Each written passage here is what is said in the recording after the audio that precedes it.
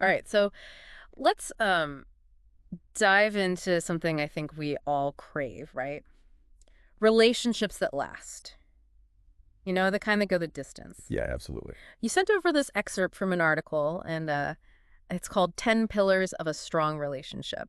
And it kind of got me thinking. Oh, yeah. You know, we're always so quick to like focus on what goes wrong in All relationships. right. But what about like all the good stuff that's already there, you know? Yeah, yeah. And this article, it kind of flips the script. Okay. I'm excited to dig into it. Yeah, me too. Like, did you know that being like more alike than different, like that could be a bigger deal than we think? Interesting. Or like that feeling like you're on the same team as your partner. Uh-huh. Like that's actually linked to, you know, relationship happiness and stuff. Oh, yeah. Like there's actual science behind all of this. Well, and what's interesting is like this article, it starts by acknowledging something that's kind of universal.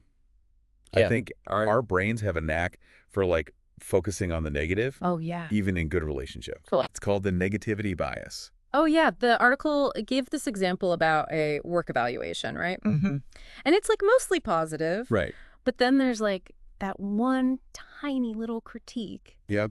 And it's that one little thing that you think about for days. It sticks with you. Totally. It's like our brains just zoom in on like the flaws and stuff. Yeah, why is that? Well, it's like our evolutionary heritage, right? Back in the day, you know, being super aware of threats, it kept us alive. I guess so. But now, Yeah. it can make us like overemphasize the negative and take the positive for granted, especially in relationships. That's so true. Yeah. Okay, so this deep dive, it's not about like dwelling on the negative stuff, right? Yeah. It's more about recognizing those strengths, you know, the ones we might be missing. Absolutely. So that's where these 10 pillars come in, right? Exactly. So pillar number 1, be yourself. Love it. The article was saying like you have to feel accepted for who you are. Yeah. Like no masks, no pretending. Like that's a given in friendships, I feel like. Yeah, for sure. But does it always translate to romantic relationships? It should, and research actually backs that up. Okay. Like partners who feel genuinely accepted, they report much higher relationship satisfaction. Interesting. You know, when you can be your true self, warts and all, it creates this amazing foundation of trust. Right, yeah. Yeah. Okay, pillar number 2. Okay. You are BFFs. Mm. I kind of smiled when I read this one. Okay. It actually says your partner should also be your best friend. Ah. Is that like realistic? Or is it just like a rom-com thing? It's more than just like a sweet sentiment, you know. Okay. Studies actually show that couples who like prioritize friendship in their relationships, Yeah. they have higher levels of commitment Okay. and wait for it. Okay. Better sex lives. Whoa, hold on. Really? Yeah. I thought those were like two totally separate things. I know, right? How does being best friend, like how does that boost your intimacy like that? Well, think about what makes your closest friendships like so special, you know? Yeah. Deep emotional support, shared interests, you know? Yeah. Just like that sense of ease and comfort Yeah. when those things are in a romantic relationship too. Yeah. It creates this like powerful dynamic. Okay. And the intimacy, it just gets deeper. Yeah. The passion is more genuine. It's like you're getting the best of both worlds. Yeah, that makes sense. Yeah. Okay, that leads us to the third pillar, which is all about that like closeness and comfort. Right. But the article, it also points out that opening up and being vulnerable, it's not always easy. No, it's not. It can be kind of scary. Vulnerability can feel really risky, Yeah.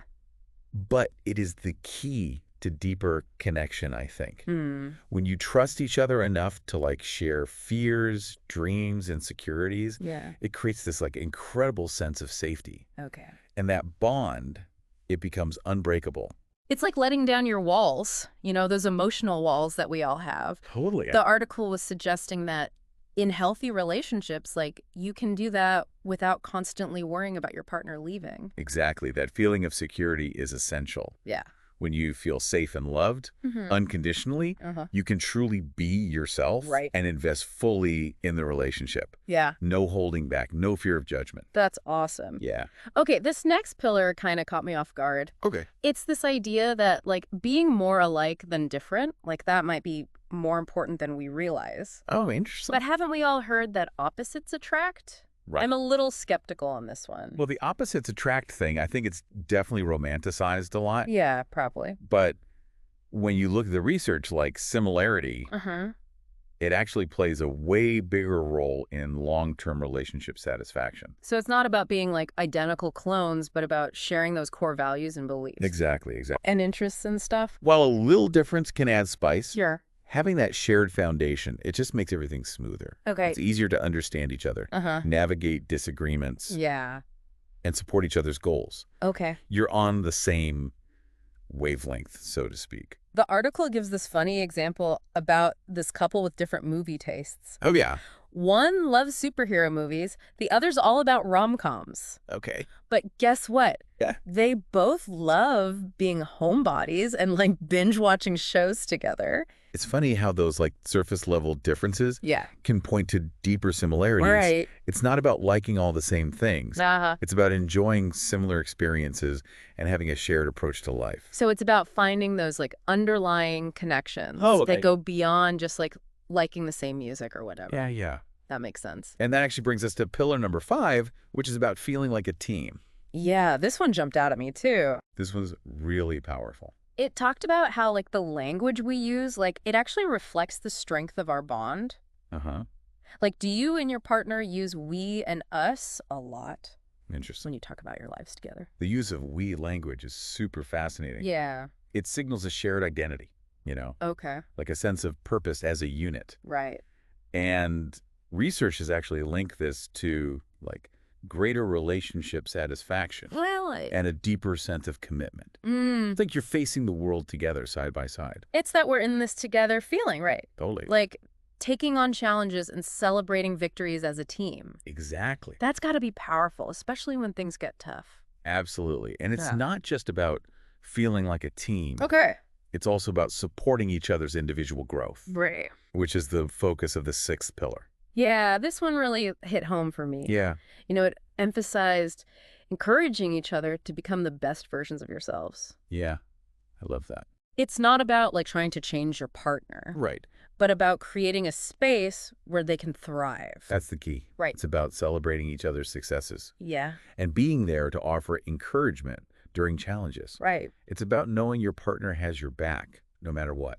That's beautiful, honestly. It Yeah. makes so much sense. Like Yeah. when you feel supported and loved, you're naturally more likely to, pursue your passions Totally. and push yourself further. It keeps the relationship dynamic and exciting. Yeah. It's about growing together, Uh-huh. but also allowing each other the space to grow individually. Okay, pillar number 7 is about sharing power.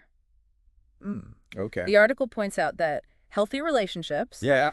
it involves a balance of like decision-making and influence. Right. It's not about one person calling all the shots. This pillar is all about equity and mutual respect. Okay. Sure, partners have different strengths, Uh-huh. different areas of expertise, but both individuals need to feel valued Yeah. and have a voice in decisions that affect their lives. And as the article mentions, it doesn't have to be a rigid 50-50 split for like every single thing. No, not at all. It's more about making sure both partners feel heard and respected. Exactly. Okay. It's about creating a true partnership where both individuals feel empowered and have ownership over their, shared lives. This next pillar is pretty straightforward, Okay. but like so essential. Right. Your partner being fundamentally good. Right. The article highlights kindness, Yes. trustworthiness, reliability, like those core qualities. They might seem basic, Yeah. but they form the bedrock of a lasting relationship. When you know your partner is inherently good, it creates that sense of safety and emotional security. That's priceless. It's about knowing deep down Yeah. that they have your best interests at heart. Right. No ulterior motives, no hidden agendas. And there's actually research to back this up. Oh, really? When partners have agreeable and emotionally stable personalities, they report significantly higher levels of relationship satisfaction. Wow. Ugh. Okay. Yeah. Which leads us to pillar number 9, All right. trust. Big one. This one seems kind of obvious, right? Yeah. But the article dives a little deeper That's into why trust is so vital. Well, trust is the foundation of any healthy relationship. For It's sure. about feeling confident that your partner is reliable, honest, Mhm. and will have your back no matter what life throws your way. It's that deep sense of security, right? Yeah. Being able to confide in them, Yeah. share your deepest fears and secrets, Yeah, knowing they'll be there for you through thick and thin. exactly. And the article highlights this beautiful cycle. Okay. Trust and commitment, Uh-huh. they actually feed off each other. Hmm. The more trust you have